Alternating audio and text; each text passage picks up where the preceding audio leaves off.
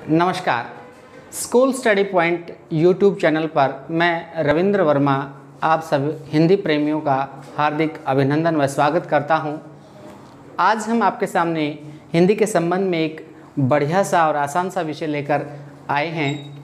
अक्सर आप सब ने देखा भी होगा, सुना भी होगा, वाक्य के अंगों की चर्चा हर जगह हो जाती है, लेकिन एक तत्व ऐसा है जिसकी चर्चा नहीं होती, वो है वाक्य के तत्व। जी हाँ, आज हम इस अपने छोटे से वीडियो के माध्यम से आपके सामने बताएंगे कि वाक्य में किन तत्वों का होना जरूरी है, अर्थात किन तत्वों की कमी से हम किसी वाक्य को व्याकरण की भाषा में वाक्य नहीं मानते हैं। तो आज का हमारा टॉपिक है वाक्य के तत्व।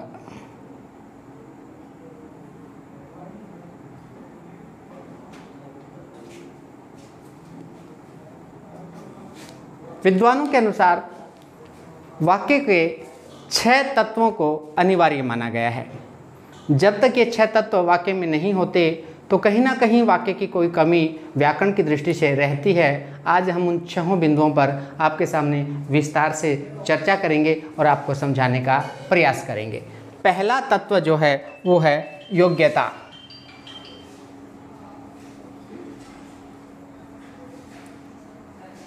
दूसरा है आकांक्षा। तीसरा है आसक्ति।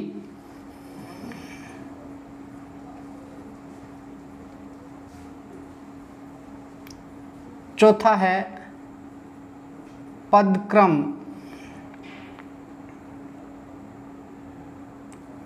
पांचवा है अन्वय। अन्वय को अन्विति भी कहते हैं। छठा और अंतिम जो है वो है सार्थकता।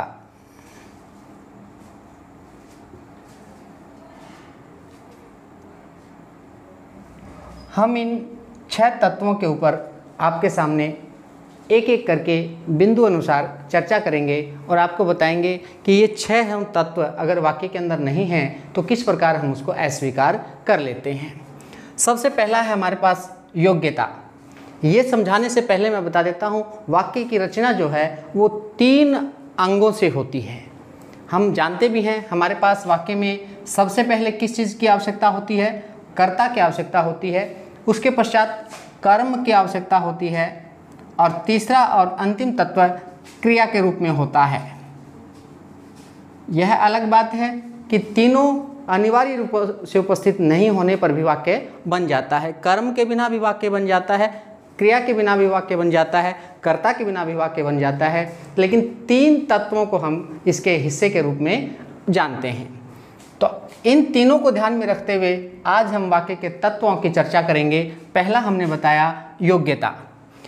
जो वाक्य हम बना रहे हैं उसमें आए हुए प्रत्येक पद समूह से, जिसको आप अक्सर अपनी भाषा में शब्द कहते हैं, वह अर्थ प्रकट करने की योग्यता रखता हुआ होना चाहिए। जैसे मैं आपके सामने एक इस चीज़ को ध्यान में रखते हुए वाक्य बनाने का प्रयास करता हूँ, लेकिन वास्तव में वो तत्व की दृष्टि से खरा नहीं है। जैसे दीवार गाना गाती है, दीवार गाना गाती है। अब देखिए, दीवार हमारे पास कर्ता है, गाना हमारे पास कर्म है और गाती हमारे पास क्रिया है। इनकी दृष्टि से देखा जाए तो ये वाक्य है, मगर तत्व बोलते हैं कि हम इसको योग्यता की श्रेणी में नहीं रख पा रहे हैं, क्योंकि ये अर्थ देने के योग्य नहीं है। दीवार कभी यह कार्य नहीं कर सकती।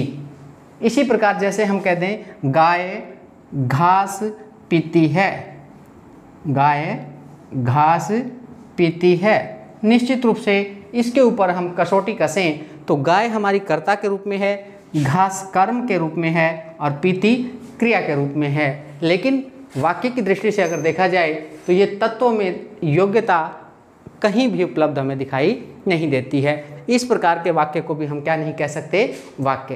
पहली चीज़ हमने देखी, योग्यता का होना जरूरी है। दूसरा जो तत्व है वो हमारा आकांक्षा। आकांक्षा का मतलब होता है जानने की इच्छा, जिज्ञासा। जब भी कोई वाक्य बोला जाता है तो वाक्य को सुनने के पश्चात, बोलने के पश्चात सामने वाले के उसका पूरा अर्थ समझ में आना चाहिए। अगर उसके संबंध में कोई जिज्ञासा शेष रह जाती है तो मानकर चलिए वह तत्व की दृष्टि से आकांक्षा को पूरा नहीं कर पा रहा है। आकांक्षा शेष रह जाती है तो हम उसको वाक्य नहीं मानेंगे। जैसे मैं आपके सामने उदाहरण लिखता हूँ, दिन में सोता है, दिन में सोता है।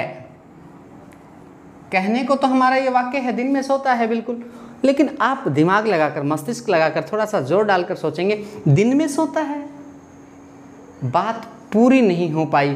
कौन दिन में सोता है? चोर दिन में सोता है, डाकू दिन में सोता है, नेता दिन में सोता है, अध्यापक दिन में सोता है, विद्यार्थी दिन में सोता है, कुछ स्पष्ट नहीं है। अगर हम इसके साथ लगा दें चौकीदार दिन में सोता है तो हमारा ये वाक्य पूरा हो गया, क्योंकि इसमें कोई आकांक्षा शेष नहीं रही है। आकांक्षा शेष नहीं रही तो निश्चित रूप से वो हमारी व्याकरण की दृष्टि से हमारा वाक्य पूरा है। तो ये हमारा दूसरा तत्व था, आकांक्षा। तीसरा तत्व इसी में आता है, वो हमारा आसक्ति। इसको समीपता या निकटता भी कहते हैं, समीपता या निकटता। देखिए, आसक्ति से अभिप्राय क्या है?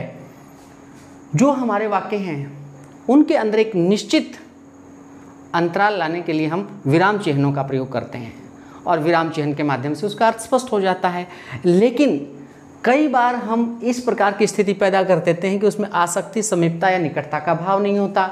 जैसे मान लीजिए एक विद्यार्थी सुबह अपने घर में उठता है और अपने पापा से कहता है, पापा जी मैं दोपहर को अपनी मम्मी से कहता है आज विद्यालय, और शाम को कहता है नहीं जाऊंगा, तो ये वाक्य नहीं बना है, क्योंकि उसने एक शब्द के पश्चात अगला शब्द बोलने में इतना अधिक अंतर डाल दिया कि हाँ, उसके अंदर क्या पैदा हो गई? आसक्ति के न होने की स्थिति पैदा हो गई। उसके अंदर न समीपता है न निकटता है। यानी कि जो हम शब्द बोल रहे हैं उसके अंदर एक निश्चित अंतराल होना चाहिए, अनिश्चित अंतराल नहीं होना चाहिए। और निश्चित अंतराल के लिए भी हम समय का ध्यान नहीं रखेंगे। निश्चित अंतराल के लिए हम क्या करेंगे? उसके लिए हम केवल विराम चिन्हों का प्रयोग करेंगे। सुबह, दोपहर और शाम को अलग अलग बोले गए शब्दों को मिला करके हम वाक्य नहीं बना सकते हैं। यह हमारा तीसरा बिंदु था आसक्ति के रूप में। चौथा है हमारा पदक्रम। पदक्रम क्या होता है? प्रत्येक वाक्य का एक क्रम निश्चित होता है। ये लिखा हुआ है, देखिए, कर्ता, कर्म, क्रिया। जैसे हम इन्हीं में से एक को, किसी को भी उठा लें, जैसे चौकीदार दिन में सोता है, हमारे पास एक वाक्य है, एक इसका निश्चित क्रम है। पहले क्या आया? कर्ता, फिर क्या है? कर्म, फिर क्या है? क्रिया। ये तीन चीज़ें इसके अंदर आई हैं। ये निश्चित क्रम कहलाता है, इसी को हम कहते हैं पदक्रम। वाक्य में क्रम के अनुसार आए हुए पदों को पदक्रम कहा जाता है। अगर पदक्रम नहीं है तो भी वाक्य नहीं बनता है। जैसे हम लिख दें में है दिन सोता चौकीदार, हमारे पास यही शब्द थे 1 2 3 4 5, 1 2 3 4 5। अब हम इसको पढ़ेंगे, बोलेंगे, किसी भी स्थिति में ये अपना अर्थ नहीं दे सकता। क्यों नहीं दे सकता? क्योंकि हमने इसके क्रम को अनिश्चित कर दिया है। अनिश्चित करते ही भले ही इसके अंदर ये सारी चीज़ें हैं, कर्ता भी मिलेगा, कर्म भी मिलेगा, क्रिया भी मिलेगी, मगर ये अपना अर्थ देने में सक्षम नहीं है। तो किसका होना जरूरी है? पदक्रम का होना भी जरूरी है। में है दिन सोता चौकीदार, इसकी बजाय हम इसको निश्चित क्रम में कैसे रखेंगे? चौकीदार दिन में सोता है। ये आपका चौथा बिंदु था। पांचवें बिंदु के अंतर्गत हम अन्वय कहते हैं। देखिए, अन्वय या अन्विति का अर्थ होता है वाक्य में जो पद आए हैं उन पदों में लिंग, वचन और काल का समावेश सुमेलित होना चाहिए। अगर हम उसके अनुसार क्रिया को नहीं लगाएंगे, किसके अनुसार? लिंग, वचन और काल के अनुसार, तो सारा वाक्य गड़बड़ा जाएगा। इसको हम क्या कहेंगे? अन्वय या अन्विति। जैसे मान लीजिए मैं आपके सामने एक वाक्य लिखता हूँ, सोहन और मोहन नाचती हैं। अब देखिए सोहन मोहन हमारे पास दोनों कर्म हैं, कर्ता हैं, और नाचती हमारे पास क्रिया है। ये हमारे पास योजक शब्द है। निश्चित रूप से हमारा वाक्य बन गया, लेकिन किसकी कमी रह गई? अन्वय की कमी रह गई। सोहन पुल्लिंग है, मोहन पुल्लिंग है, और क्रिया हमने किस रूप में डाल दी? स्त्रीलिंग के रूप में डाल दी है। पुल्लिंग के साथ पुल्लिंग और स्त्रीलिंग के साथ पुल्लिंग का समावेश होना चाहिए। इसी प्रकार एक वचन के साथ एक वचन और बहुवचन के साथ बहुवचन का प्रयोग होना चाहिए। यहाँ सोहन और मोहन नाचती के स्थान पर क्या आएगा? नाचते हैं। अगर हम ऐसा लिखते हैं तो इसका क्या बन जाएगा? अन्वय ठीक बन जाएगा। अन्वय विहीन रचना को हम वाक्य नहीं कह सकते हैं। अंतिम जो है वो हमारा है सार्थकता। छठे नंबर का जो बिंदु हम अब समझेंगे, इसका मतलब है वाक्य में केवल और केवल सार्थक शब्दों का प्रयोग किया जाना चाहिए। अगर हम सार्थक शब्द वाक्य में नहीं लेकर आते हैं तो फिर हमारा वाक्य वाक्य नहीं कहलाएगा। हाँ, एक मैं अपवाद की स्थिति आपके सामने बता देता हूँ।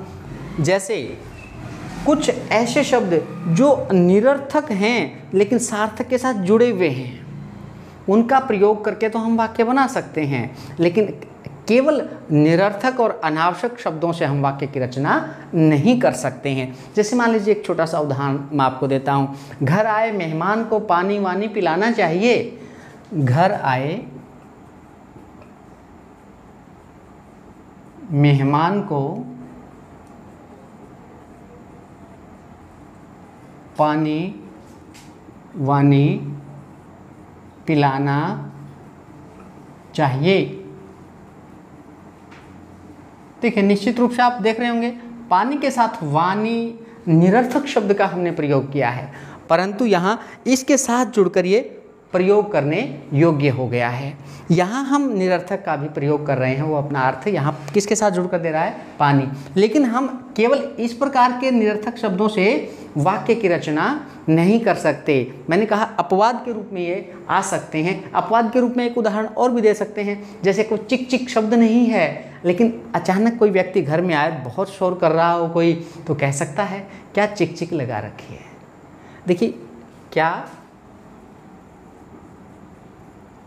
चक चक या चिक चिक, चिक चिक लगा रखी है। यहाँ देखिए चिक चिक क्या है? निरर्थक शब्द है, लेकिन यहाँ बकवास के लिए इसका प्रयोग किया जा रहा है। बकवास करने के लिए हम किस शब्द का प्रयोग कर रहे हैं? चिक चिक शब्द का प्रयोग कर रहे हैं। यहाँ निरर्थक होकर भी अपना अर्थ दे रहा है। इस प्रकार के अपवाद के रूप में शब्दों का प्रयोग हो सकता है, अन्यथा हम सार्थक शब्द ही इस्तेमाल करते हैं। जैसे मोहन पुस्तक लिखता है, आकाश में पक्षी उड़ते हैं, मैं खाना खा रहा हूँ, हवा तेज चल रही है, चिड़िया चहकती है, आदि आदि। इस प्रकार के जो शब्द हम इस्तेमाल करते हैं वो सारे के सारे सार्थक हैं। तो मैंने आपके सामने अभी 6 तत्व बताए हैं जो किसके अंदर आते हैं? वाक्य के अंदर आते हैं। इन 6 तत्वों को हम देखेंगे, जानेंगे, तो हमें पता लगेगा कि इनके मेल से वाक्य की रचना होती है, और ये नहीं हो तो कहीं ना कहीं वाक्य में अधूरापन देखने को मिलता है। उम्मीद करता हूँ संक्षेप में मैंने जो आपको चीज़ें समझाई हैं वो आपको समझ में आई होंगी, अच्छी लगी होंगी। अच्छी लगी तो हमारा हौसला बढ़ाएं, हमारे चैनल को सब्सक्राइब करें, हाँ, लाइक करें, शेयर करें। नमस्कार, धन्यवाद।